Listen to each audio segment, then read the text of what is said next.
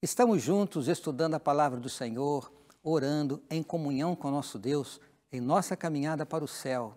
Existe um reino preparado para mim e por você pelo nosso Senhor Jesus Cristo. Mas nessa jornada, o inimigo de Deus também está ao nosso lado, nos tentando nos destruir, para que nós não sejamos vitoriosos nessa jornada para o céu. Alguns cuidados precisam ser tomados, e é disto que nós vamos estudar agora, com a palavra do Senhor em nossas mãos. Fique conosco, está começando o programa Adoração.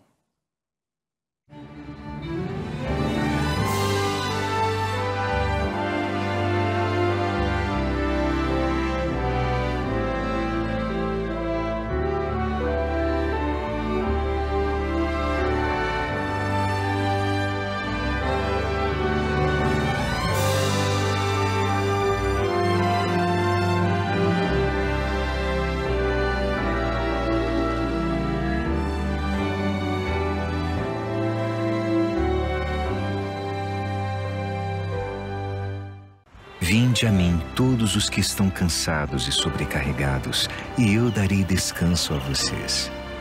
Essa é a promessa de Deus. Você pode aprender mais sobre esse consolo na nova semana especial Vem a Mim, que estreia dia 18 de setembro, às 8 da noite. Não perca Vem a Mim, com o pastor Gilmar Batistotti, na Novo Tempo.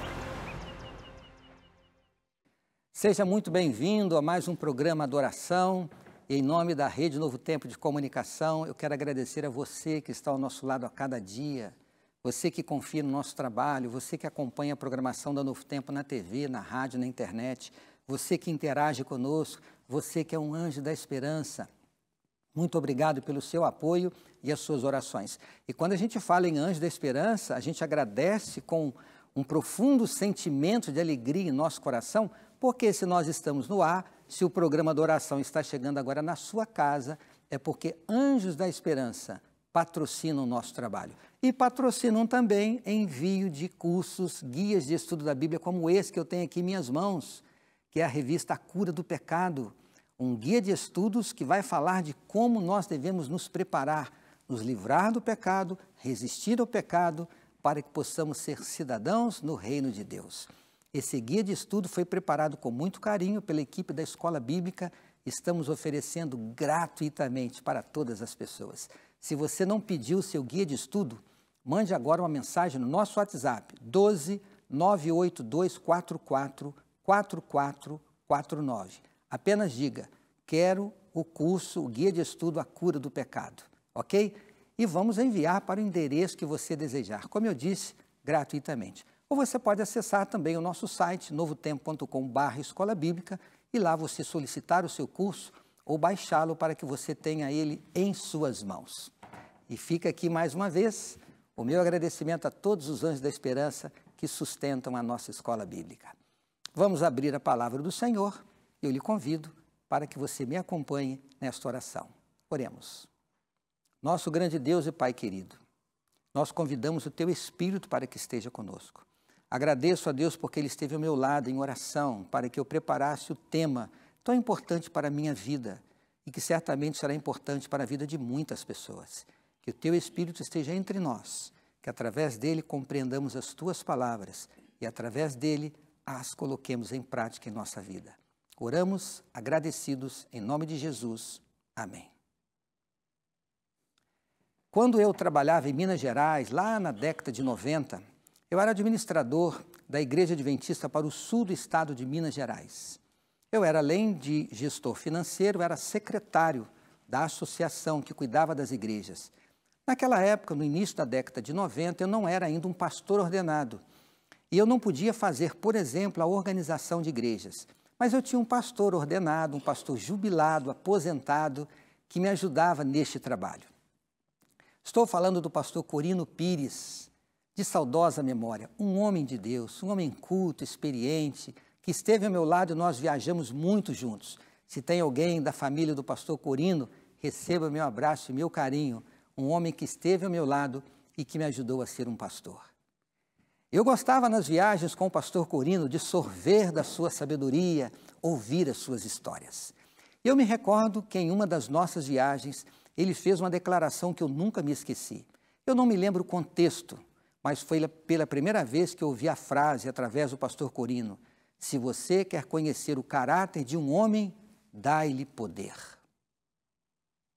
Eu ouvi essa frase outras vezes, e ouvi também uma outra frase que diz: o poder corrompe. Existe uma linha divisória muito tênue entre o poder e o pecado. E é disso que vamos falar hoje.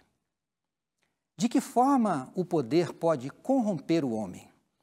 Eu diria que existem 3 formatos de poder que, se foram usados de forma inadvertida, de forma errada, pode realmente levar o homem a se corromper e a pecar. E sabe qual é o primeiro deles? A autoridade, a posição que uma pessoa ocupa. Certa vez, eu visitei um prefeito, uma pessoa muito simpática. O assunto era tratar de um tema da Novo Tempo. Ele me recebeu em seu gabinete, nós dialogamos, conversamos, e ele começou a falar das suas lutas para realizar as obras sociais que ele queria na sua comunidade. E depois que ele falou das suas lutas, eu virei para ele e disse assim: nossa, que dificuldade! Eu imagino que a sua grande motivação é a sua missão. Aquele prefeito voltou-se para mim e disse assim: pastor Antônio, eu até entendo o senhor como pastor usar uma palavra como esta, mas eu digo que a grande motivação que nós temos, eu encontro nas palavras do ex-presidente Tancredo Neves, quando perguntaram para ele por que na idade avançada ele ainda continuava na política. E Tancredo Neves respondeu: pela paixão e pelo poder. Esta é uma realidade. Eu tive a curiosidade de ir até a internet para saber se Tancredo Neves tinha dito realmente esta frase. E ele realmente fez esta declaração. Mas eu encontrei uma outra declaração do ex-presidente Tancredo Neves, que tem a ver muito com aquilo que eu estava dizendo aqui.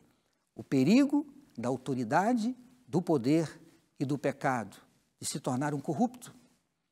Notem as palavras de Tancredo Neves.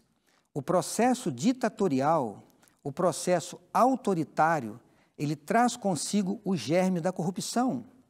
O que existe de ruim no processo autoritário é que ele começa desfigurando as instituições e acaba desfigurando o caráter do cidadão. Eu digo a vocês, isso não acontece apenas no mundo político. A autoridade pode fazer com que a pessoa se torne corrupta também no mundo corporativo, no meio das empresas e até mesmo nas igrejas. Por isso, nós devemos cuidar e entender que o uso da autoridade de forma errada pode levar o homem a pecar. Mas existe ainda uma segunda faceta do poder que pode corromper o homem.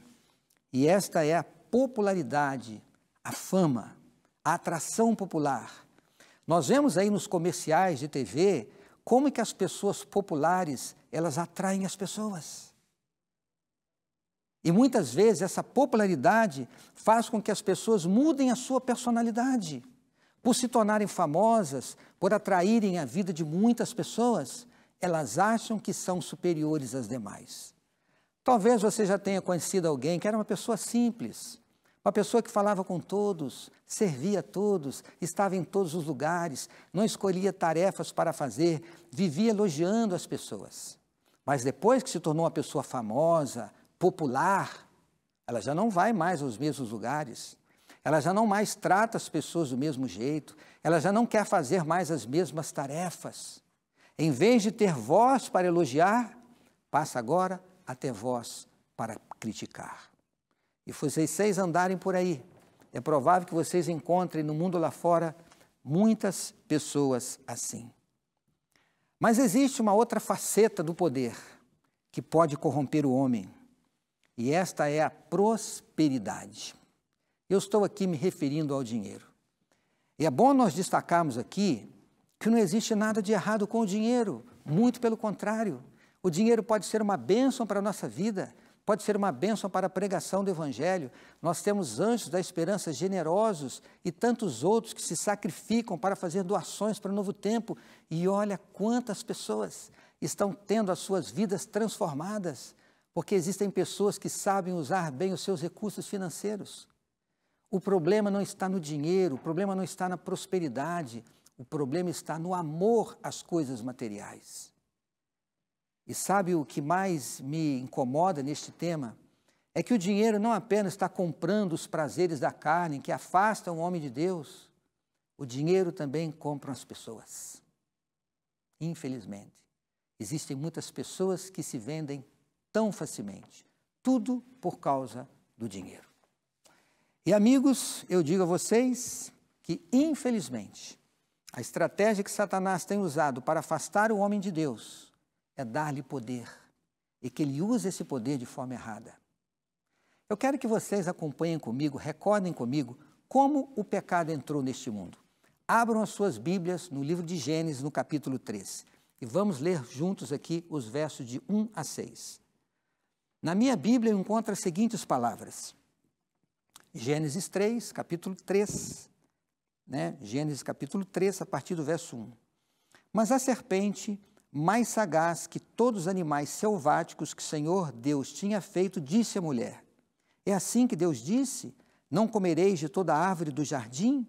Respondeu-lhe a mulher: do fruto das árvores do jardim podemos comer, mas do fruto da árvore que está no meio do jardim, disse Deus, dele não comereis, nem tocareis nele, para que não morrais. Então a serpente disse à mulher: é certo que não morrereis, porque Deus sabe que no dia que dele comerdes, se vos abrirão os vossos olhos, e sereis como Deus, sereis conhecedores do bem e do mal. Vamos parar aqui. Você entendeu bem qual foi a estratégia de Satanás? Eu pergunto a vocês, o que vocês acham? O que foi mais tentador para Eva? Será que foi o apetite? Comer aquele fruto que era agradável à vista, bom para se comer, como nós vamos encontrar aqui no verso 6? Não. Essa não foi a maior tentação. Afinal, Adão e Eva tinham todos os frutos das árvores do jardim para comerem. Note que para mim, na minha avaliação, a maior tentação foi quando Satanás disse: vocês serão como Deus, conhecedores do bem e do mal. O que Satanás estava propondo para Eva? Dar-lhe poder. Dar-lhe poder. E a história nos diz aqui no verso 6, que Eva tomou do fruto e comeu, e deu também ao seu marido, e ele comeu. Eu quero relembrar com vocês uma outra história agora. Eu quero que vocês me acompanhem agora no relato de Mateus, no Evangelho de Mateus, no capítulo 4. Nós vamos encontrar ali a tentação de Satanás ao nosso Senhor Jesus Cristo. Jesus havia sido batizado, ele saiu para o deserto para se preparar para o ministério, e nos diz a história que ele passou 40 dias em comunhão com Deus, sem comer e sem beber. E depois deste período, a Bíblia nos diz aqui que Satanás foi ao encontro de Jesus para tentá-lo. Eu quero que você acompanhe comigo algumas passagens da Bíblia. Portanto, tome aí a sua Bíblia em mãos e vamos ler aqui o que nós encontramos na tentação de Satanás a Jesus Cristo em Mateus, no capítulo 4. A primeira tentação nós encontramos nos versos 3, onde Satanás diz assim: então o tentador, aproximando-se, lhe disse: se és filho de Deus, manda que essas pedras se transformem em pães. Segunda tentação está nos versos 5 e 6. Então o diabo levou a cidade santa, colocou-a sobre o pináculo do templo e lhe disse: se és filho de Deus, atira-te abaixo, porque está escrito: aos teus anjos ordenará a teu respeito para que te guardem, e eles te susterão nas suas mãos, para não tropeçares em alguma pedra. E a terceira tentação, os versos 8 e o verso 9, onde na minha Bíblia diz: levou ainda o diabo a um monte muito alto, mostrou-lhe todos os reinos do mundo e a glória deles, e lhe disse: tudo isso te darei, se prostrado me adorares. Você consegue perceber aqui quais foram as três tentações? Qual foi a primeira delas? O que Satanás disse a Jesus? Se tu és filho de Deus, transforme essas pedras em pães. A tentação não era o apetite, A tentação era que Jesus usasse a sua autoridade, usasse o seu poder como Filho de Deus, como Criador de todas as coisas, para saciar a sua fome, a sua necessidade. Jesus veio a esta terra como homem, nasceu como homem, viveu como homem e morreu como homem. Ele não deixou de ser Deus, mas ele não usou seus atributos divinos em seu próprio benefício. Só houve um momento em que Jesus usou seus atributos divinos, foi quando ele perdoou pecados. Era necessário que Jesus nascesse, vivesse e morresse como homem. Não usasse o seu poder e a sua autoridade em seu próprio benefício. Mas vamos comigo à segunda tentação. O que Satanás fez? Satanás levou Jesus ao pináculo do templo e disse para ele: atire-se daqui, que os anjos virão para lhe socorrer.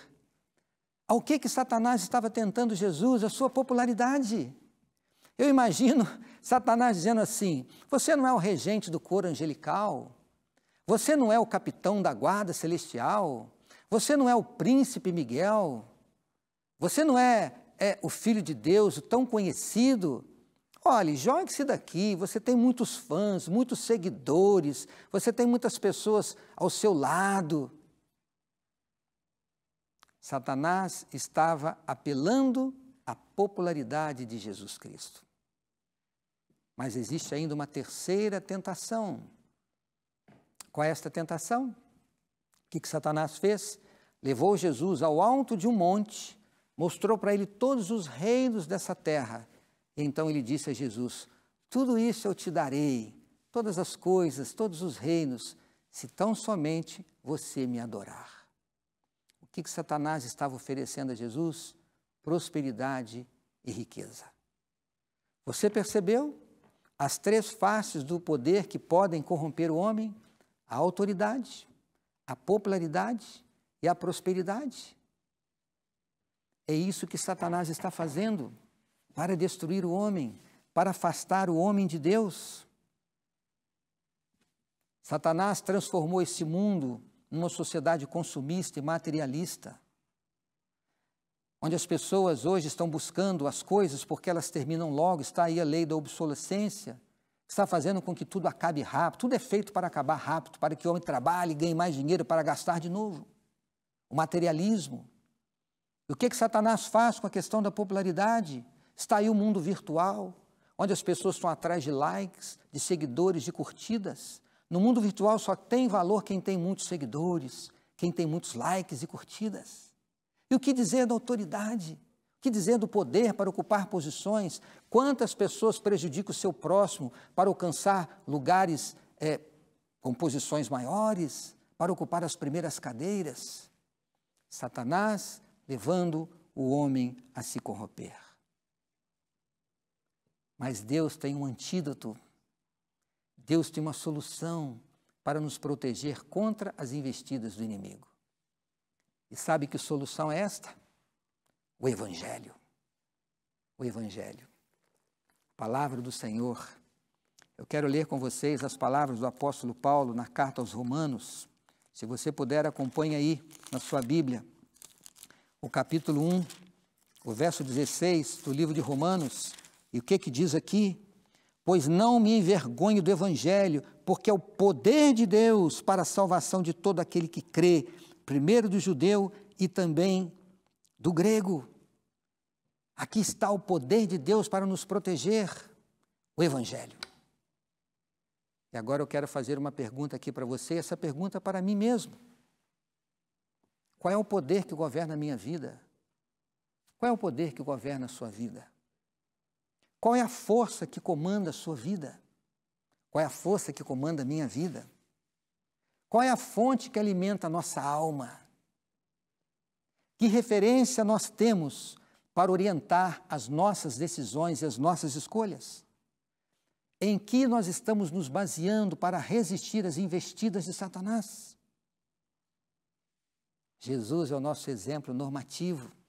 Vamos voltar aqui ao livro de Mateus, no capítulo 4, e vamos ver aqui como Jesus respondeu a Satanás ao ser tentado, a usar a sua autoridade, a sua popularidade e ao tentá-lo com a prosperidade. Notem o que Jesus respondeu a Satanás no verso 4. Jesus, porém, lhe respondeu: está escrito, não só de pão viverá o homem, mas de toda a palavra que procede da boca de Deus. O que ele disse no verso 7? Também está escrito, não tentarás o Senhor teu Deus. E o que Jesus diz no verso 10? Então Jesus lhe ordenou: retira-te, Satanás, porque está escrito, ao Senhor teu Deus adorarás, e só a Ele darás culto. Se você quer afastar Satanás da sua vida, lembre-se, está escrito. É com a palavra de Deus que nós criamos uma atmosfera. É na palavra de Deus que nós nos blindamos para vencer as investidas do inimigo. Eu quero agora ler com vocês um texto por demais solene que nós encontramos na carta de Paulo ao jovem Timóteo, no capítulo 2, ou melhor, na segunda carta ao jovem Timóteo, no capítulo 3. Eu quero que vocês recordem comigo o que o apóstolo Paulo diz aqui a Timóteo, no capítulo 3, nos versos 16 e 17. O que ele diz aqui? Quais são as palavras do apóstolo? Toda a Escritura inspirada por Deus é útil para o ensino, para a repreensão, para a correção, para a educação na justiça, a fim de que o homem de Deus seja perfeito e perfeitamente habilitado para toda boa obra. Aqui está a palavra de Deus, que é útil para nos ensinar, nos corrigir e nos habilitar para toda boa obra. Eu quero ler agora com vocês o que a Bíblia diz para aqueles que desejam uma autoridade. Eu anotei os textos aqui para facilitar. Mateus capítulo 20, nos versos 25 a 27. Então Jesus, chamando os seus discípulos para junto de si, lhes disse: vocês sabem que os governadores dos povos os dominam e que os maiorais exercem autoridade sobre eles, mas entre vocês não será assim, pelo contrário, quem quiser tornar-se grande entre vocês, que se coloque a serviço dos outros, e quem quiser ser o primeiro entre vocês, que seja servo de vocês. Agora, o que Deus diz, o que a Bíblia diz para aqueles que desejam a popularidade? Filipenses capítulo 2, versos 1, 2 e 3. Portanto, se existe alguma exortação em Cristo, alguma consolação de amor, alguma comunhão do Espírito, se há profundo afeto e sentimento de compaixão, então completem a minha alegria, tendo o mesmo modo de pensar, tendo o mesmo amor e sendo unidos de alma e mente. Não façam nada por interesse pessoal ou vaidade, mas por humildade, cada um considerando os outros superiores a si mesmo. E o que a Bíblia tem a dizer para aqueles que desejam as riquezas e a prosperidade? Primeira carta a Timóteo, no capítulo 6, os versos 16 a 19, eles dizem assim: exorto aos ricos desse século que não sejam orgulhosos, nem depositem a sua esperança na instabilidade da riqueza, mas em Deus, que tudo nos proporciona ricamente para o nosso prazer. Que eles façam o bem, sejam ricos em boas obras, generosos em dar e prontos a repartir, ajuntando para si mesmos um tesouro que é sólido fundamento para o futuro, a fim de tomarem posse da verdadeira vida. Você quer vencer as lutas da vida fazendo a vontade do Senhor? Você quer realizar os seus sonhos, as suas conquistas em conformidade com a vontade do Senhor? Você precisa de poder para vencer as suas lutas e as suas necessidades? Então, busque este livro, busque a palavra do Senhor. Só através da Bíblia, só nela encontraremos os planos de Deus, a vontade de Deus.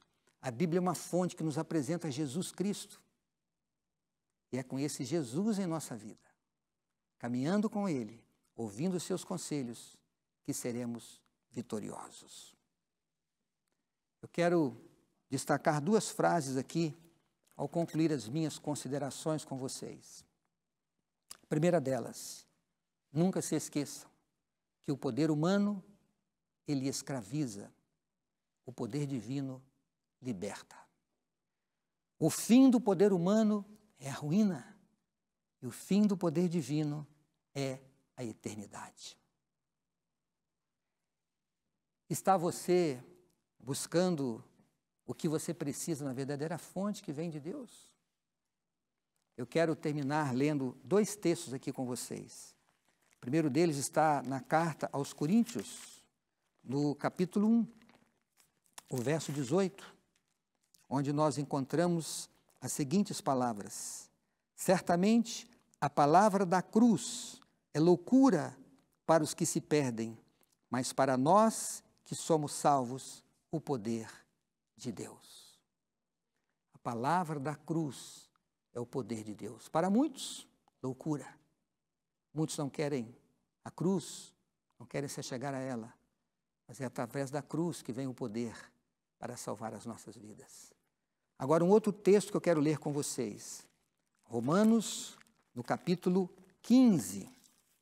Vamos procurar aqui no livro de Romanos, no livro anterior aí a 1 Coríntios, no capítulo 15, eu quero ler com vocês o verso 13 de 1 Romanos, capítulo 15. O que a Bíblia nos diz aqui, no verso 13 de Romanos 15? E o Deus da esperança vos encha de todo gozo e paz no vosso crer, para que sejais ricos de esperança no poder do Espírito Santo. Quando Jesus se despediu dos discípulos, ele deixou a promessa, que está lá no livro de Atos, no capítulo 1, verso 8. Mas recebereis o poder do Espírito Santo, que descerá sobre vós, para que vocês sejam as minhas testemunhas. Deus quer dar um poder totalmente diferente daquilo que o homem está oferecendo nesta terra. Deus quer dar o poder do seu Espírito. Mas para isso, precisamos nos aproximar de Deus em oração e abrir o nosso coração e clamar pelo Espírito do Senhor. E esse Deus vai nos tornar ricos de esperança, esperança da vida eterna, esperança que vamos educar os nossos filhos para serem pessoas corretas, preparando-os para o céu, esperança para construir relacionamentos e um casamento feliz, esperança que nos mantém erguidos em meio às perdas e despedidas desta vida. Este é o poder que Deus quer nos oferecer. Esse é o poder que está à nossa disposição, o poder do Espírito do Senhor. Ao concluir aqui as minhas palavras, eu faço um apelo para você. Tome cuidado com as ofertas do inimigo, as tentações do inimigo. Se livre das propostas que estão sendo oferecidas pelo homem. Tome cuidado. Submeta a sua autoridade, a sua popularidade, a sua prosperidade à palavra do Senhor. E viva como um discípulo sob a ação do Espírito Santo. Que tal se nós orarmos agora e colocarmos as nossas vidas nas mãos de Deus? Se você puder, me acompanhe nesta prece. Ó Deus e Pai, não queremos ser submissos às autoridades oferecidas aqui nesta terra. Queremos ser submissos à autoridade do Teu Espírito, que Ele governe a nossa vida, que Ele nos faça pessoas sábias para tomarmos decisões e para sermos discípulos fiéis que se preparam para o reino eterno. Dá-nos essa bênção, dá-nos essa dádiva. Ajude-nos, Senhor, a viver sob a Tua palavra, para assim estarmos preparados para o céu. Oramos em nome de Jesus. Amém.